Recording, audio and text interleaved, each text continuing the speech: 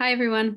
This is Sheila S. Warren. I'm one of the hepatologists at Rush University Medical Center, and welcome to this quarterly HCC Consortium. HCC stands for Hospitals of Chicago Consortium.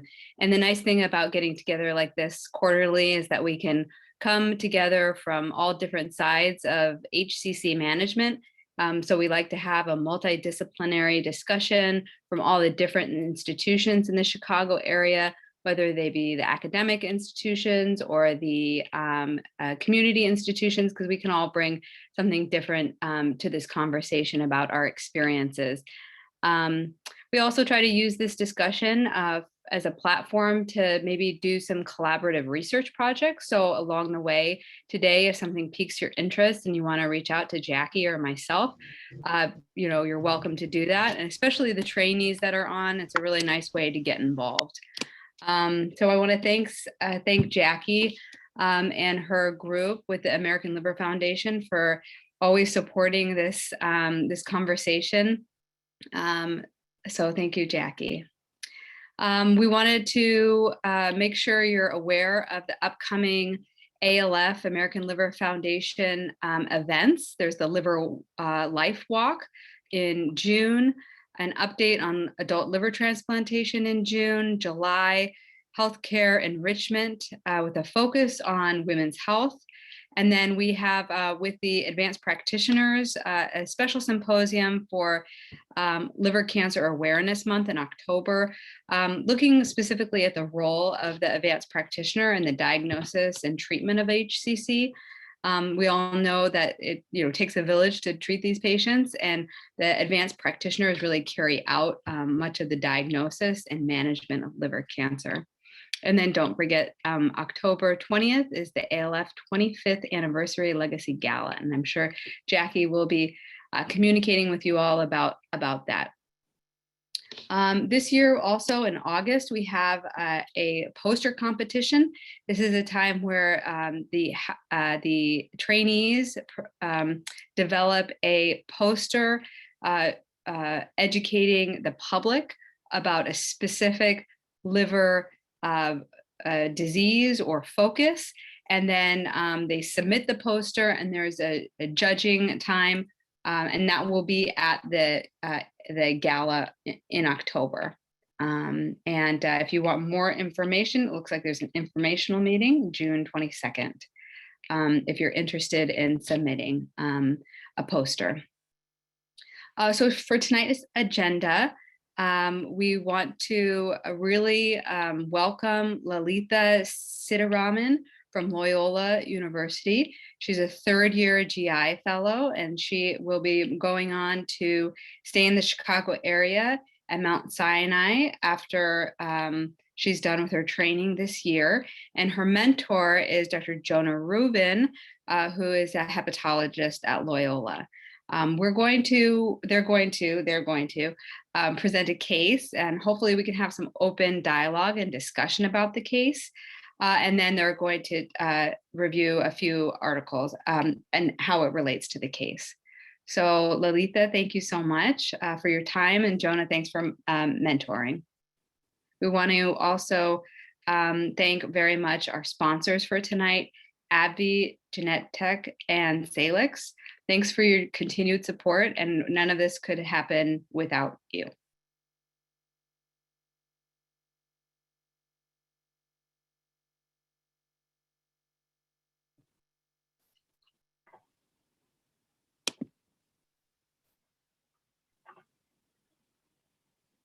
Right. So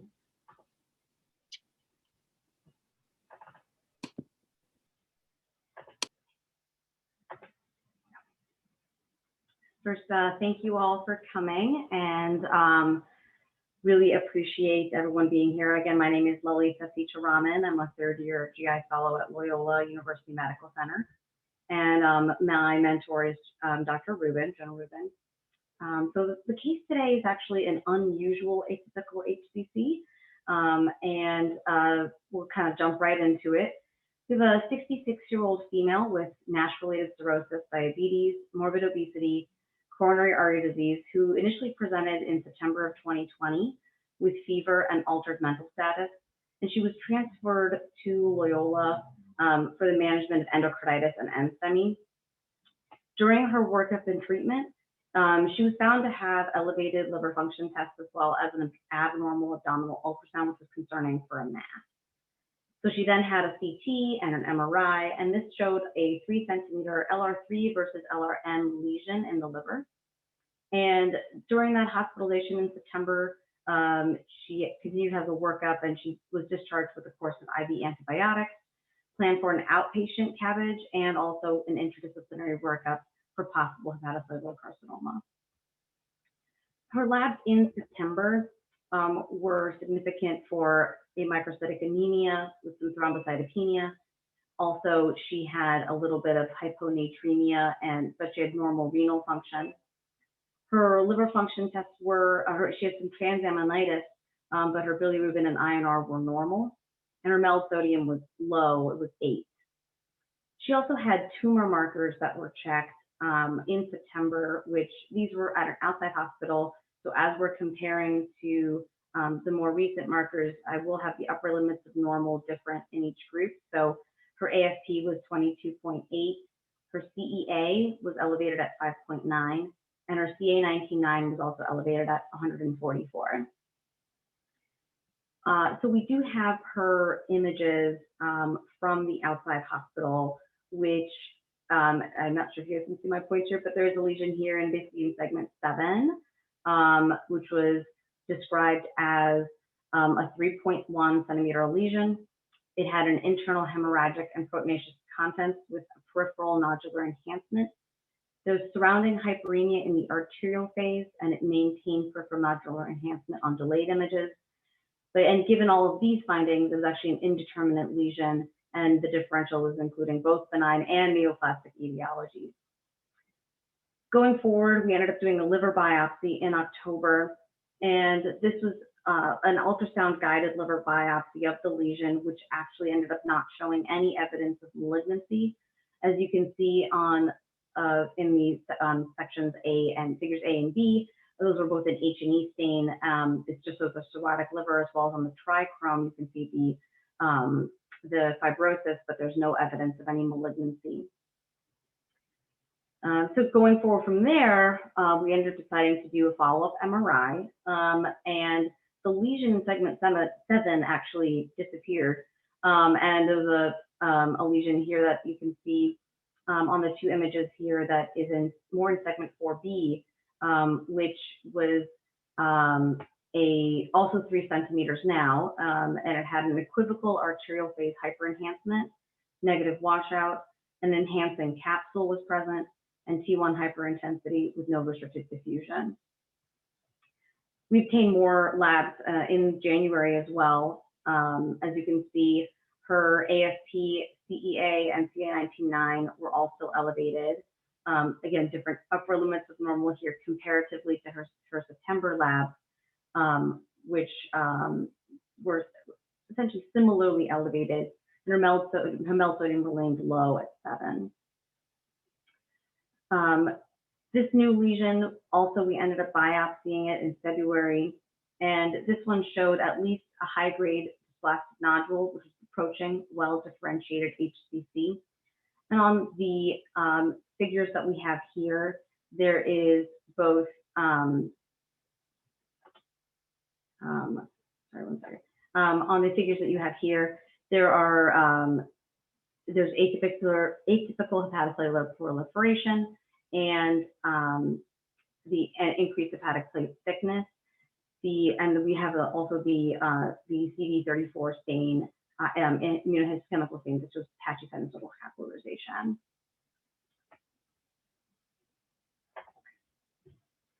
So our clinical questions that we had for this patient were, what is the best course of action for workup or treatment?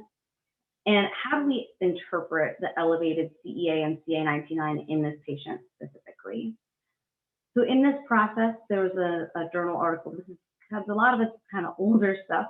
2007, World Journal of Gastroenterology, a multi-step hepatocarcinogenesis from a dysplastic nodule to a well-differentiated hepatocellular carcinoma in a patient who had cirrhosis, alcohol-related cirrhosis.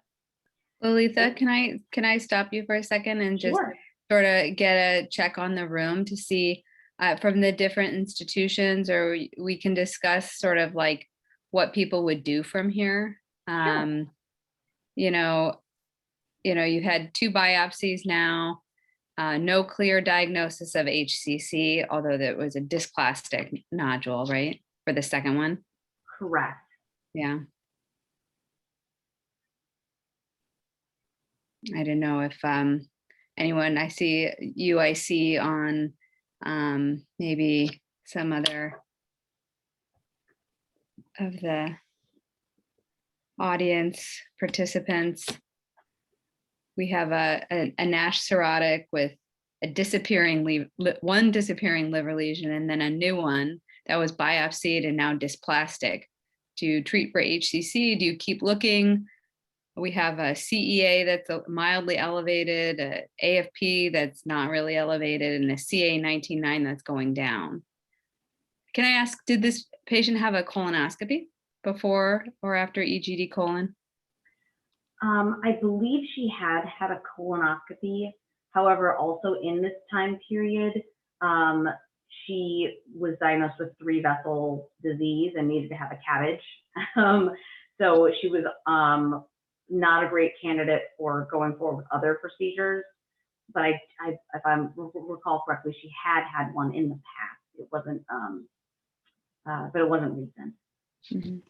And I'm wondering at Loyola if you do, or at UIC, do you guys do many diagnostic angiograms to see if there's arterial enhancement, and then maybe that could give you more confidence that it's truly HCC and it's like multifocal.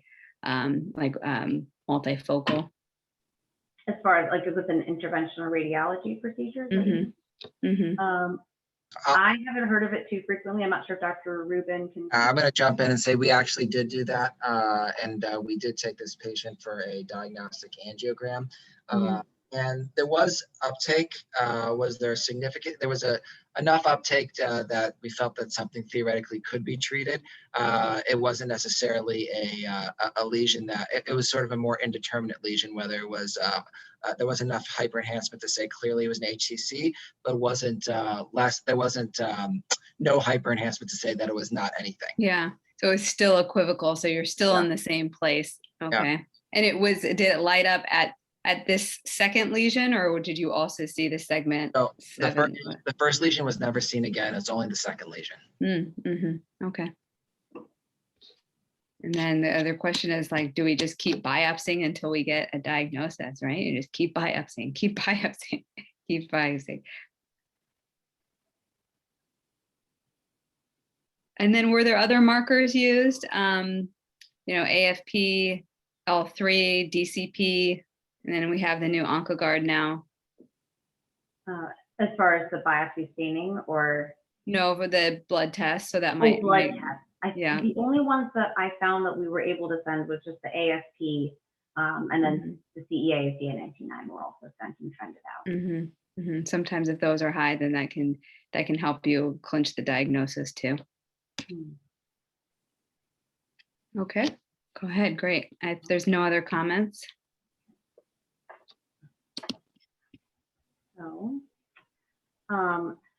So the first article to briefly touch on is about a nodule transforming into HCC.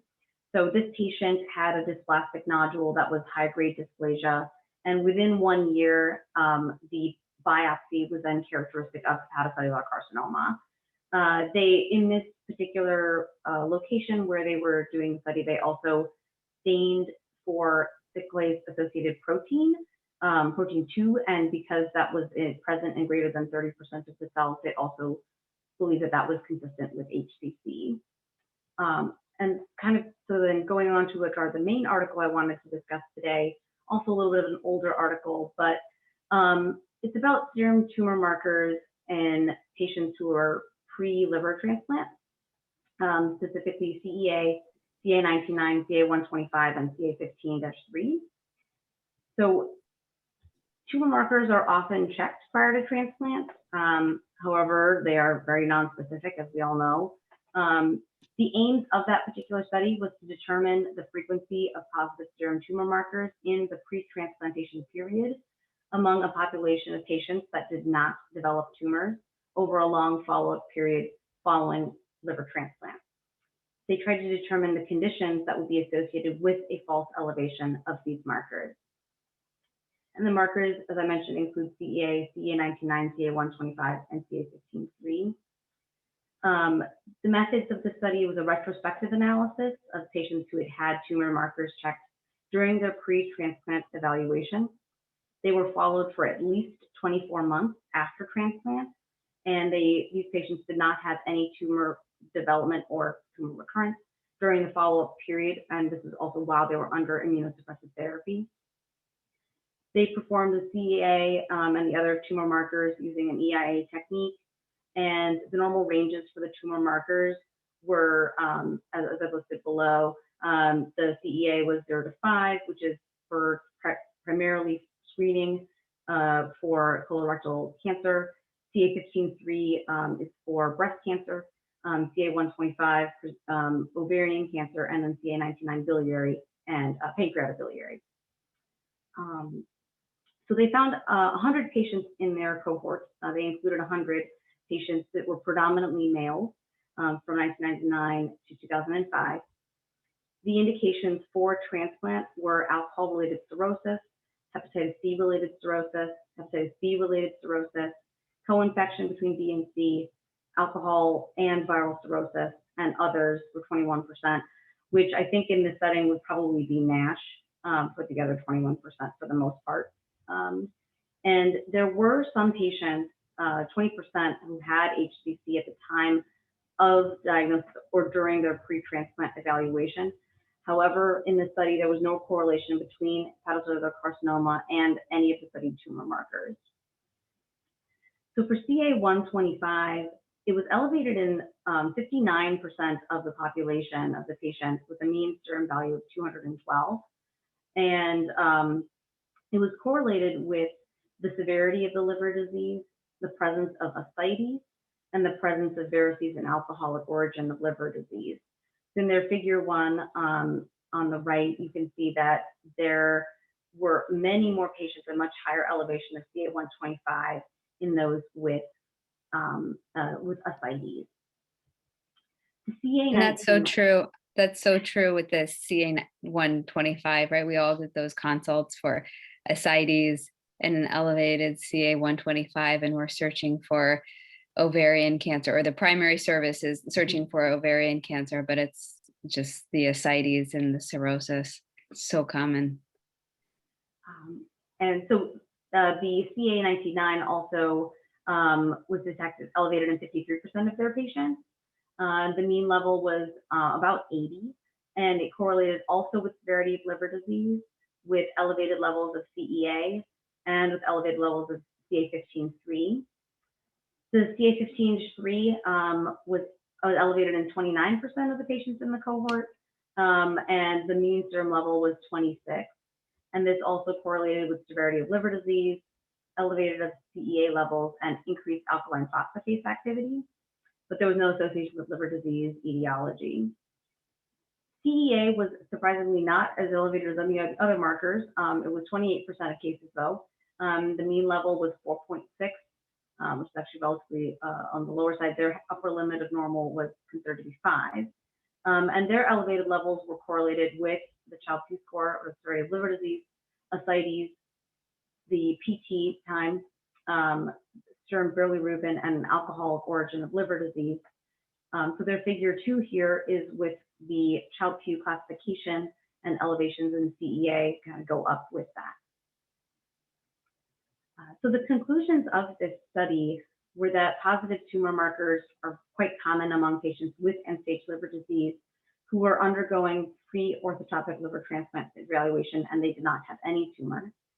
The severity of liver disease, the presence of ascites, and alcohol etiology of liver disease were the main factors that were related to these findings of elevated tumor markers. And therefore, we should really question the usefulness of these markers in patients with liver disease, especially severe liver disease, and those with ascites or alcohol origin. So I kind of want now that we know this about the tumor markers, what we would want to do for this patient.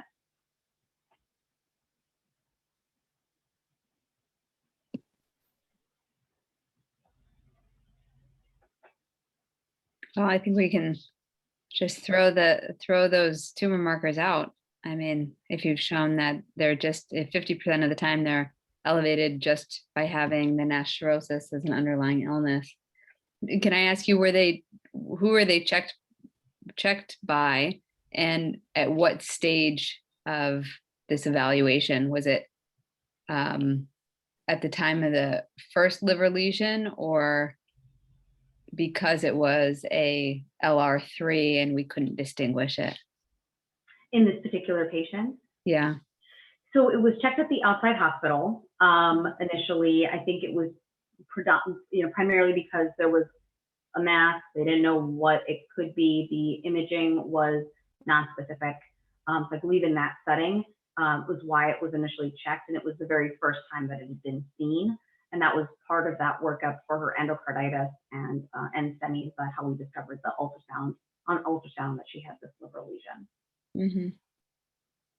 And then it was then the CT and then the MRI followed as overlap.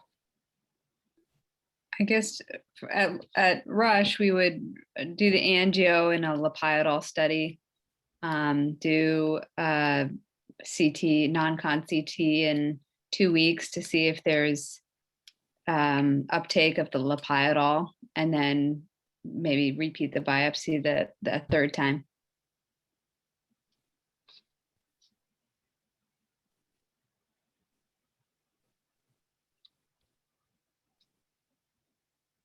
And do an EGD colon, I would say. Make sure that it's not a MET.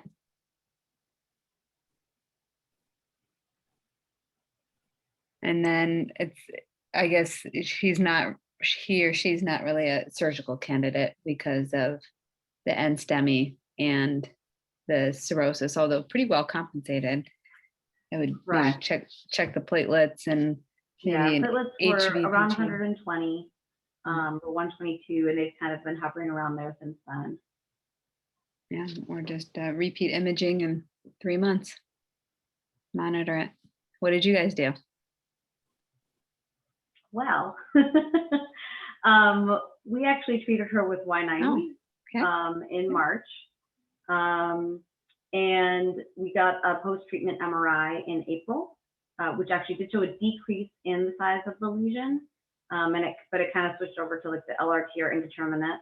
And she actually had labs about 2 weeks ago, which I find extremely interesting. Kind of want to also get everyone's opinion on this too, is that her AST is still going up. Her CEA is pretty stable.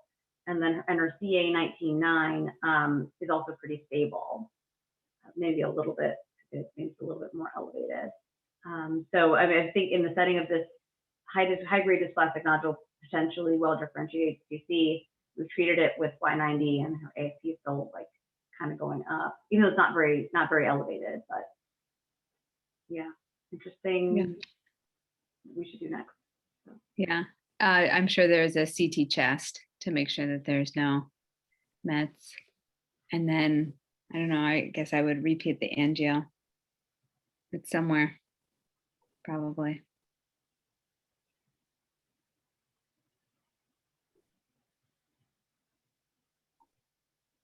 I'm sure when they did the Y90, they did the mapping and nothing else lit up. Correct. Mm-hmm. And that segment 7 lesion is gone forever. Who knows where it, who knows what it was. And why are you still checking the CEA and the CA and the CA 99 if you know that it's I mean, I think elevated? It would have been nice to have seen them go down, but now that they're there, what do you do with it? Right. So. Yeah, you have to follow those. Any other comments from the group? That was a great case, and will certainly help you in your next stage. And at Mount Sinai, how you're going to address the consults for elevated tumor markers and give the patients and the primary services reassurance that it is not coming necessarily from a tumor or a MET. With the size of the tumor at 3 centimeters, what was the decision around Y90 versus ablation? So I'll jump in. We decided to do ultimately Y90 after a long discussion, and I think it really based around her sort of overall clinical course. We felt that ultimately that given her age, her comorbidities, we wanted to, and the fact that there was hyperenhancement on the angiogram, that in terms of risk-benefit ratio, if we were able to treat the tumor clearly right now, then we prevent her from any sort of further therapies, including biopsy. And I think that actually felt more in the wishes of what the patient wanted. We were thinking about possible transplant, and that was actually on the table 6 or 7 months ago with the initial lesion that was presented. And our cardiothoracic surgeons were actually willing to do a cabbage on her had we been listing her for transplant. So as we're moving down that pathway, we had that in the back of our minds. So we want to keep we want to go through with what a treatment would be if we were to do ultimately transplant for her.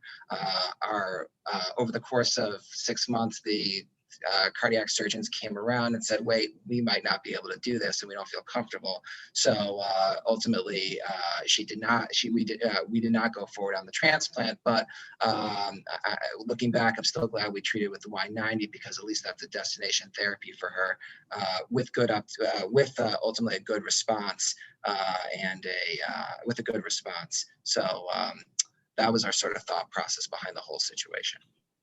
Yeah, that makes sense, and it's a potential curative Y90 ablation, certainly.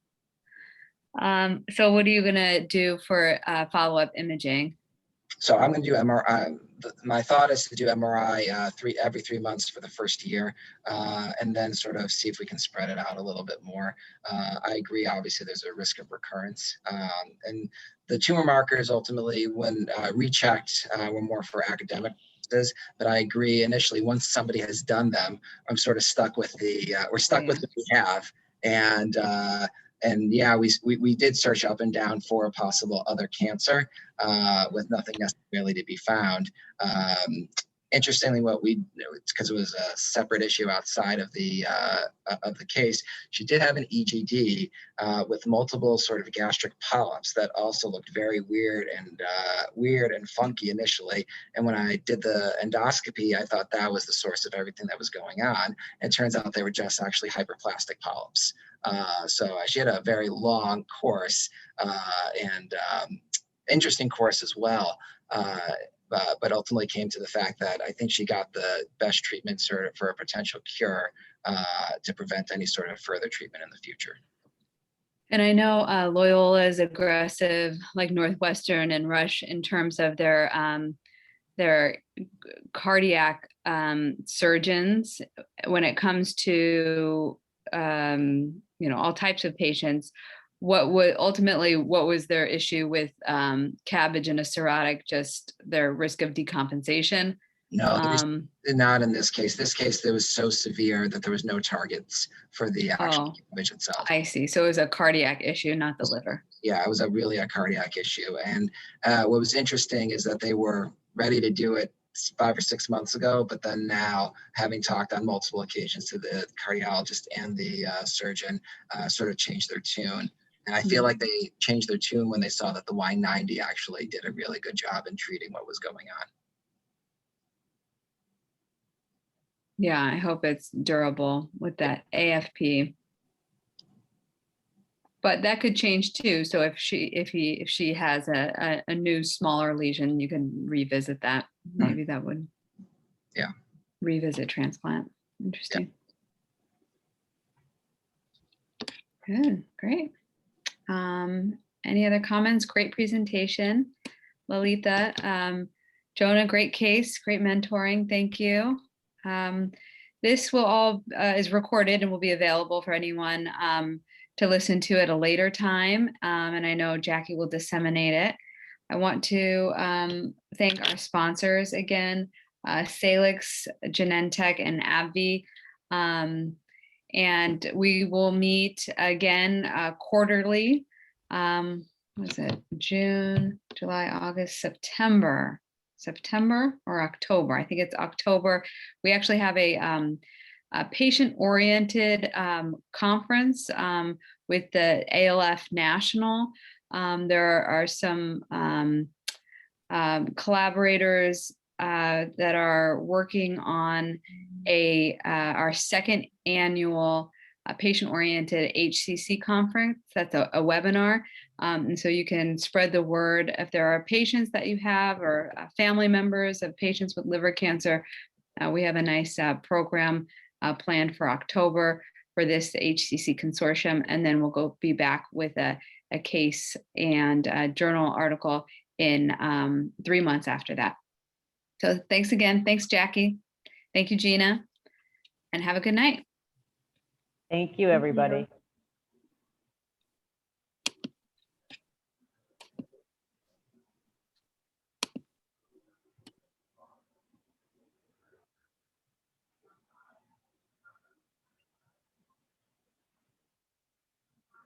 Nice job, Lolita. What do you think? Thank you.